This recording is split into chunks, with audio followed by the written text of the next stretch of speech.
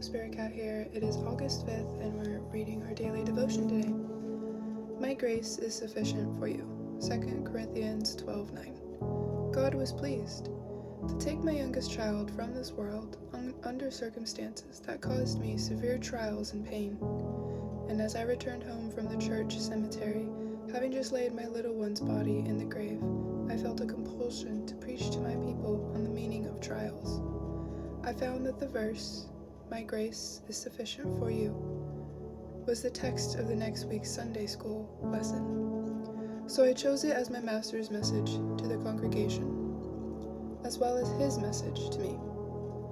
Yet while trying to write the sermon, I found that in all honesty, I could not say the words were true in my life. Therefore I knelt down and asked Lord to make his grace sufficient for me. While I was pleading in his way, I opened my eyes and saw this exact verse framed, hanging on the wall.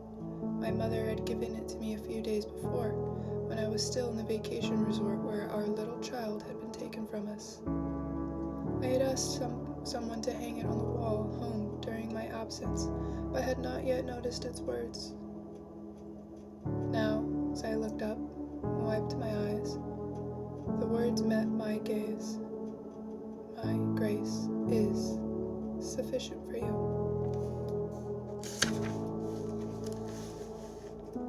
The word "is" was highlighted in bright green, while the word "my" and "you" were painted in yet another color.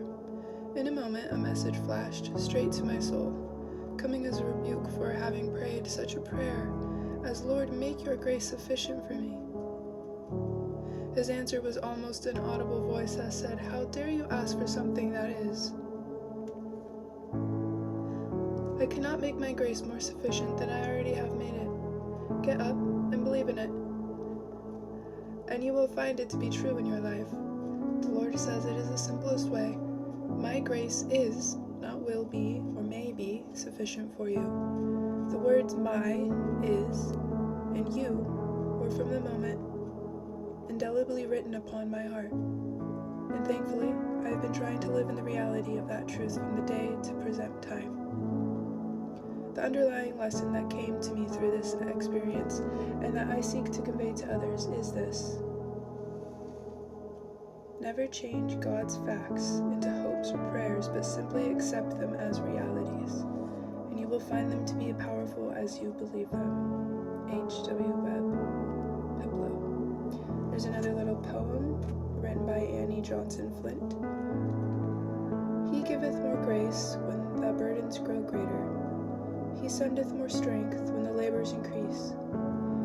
To added affliction he addeth his mercies. To multiplied trials he multiplied peace.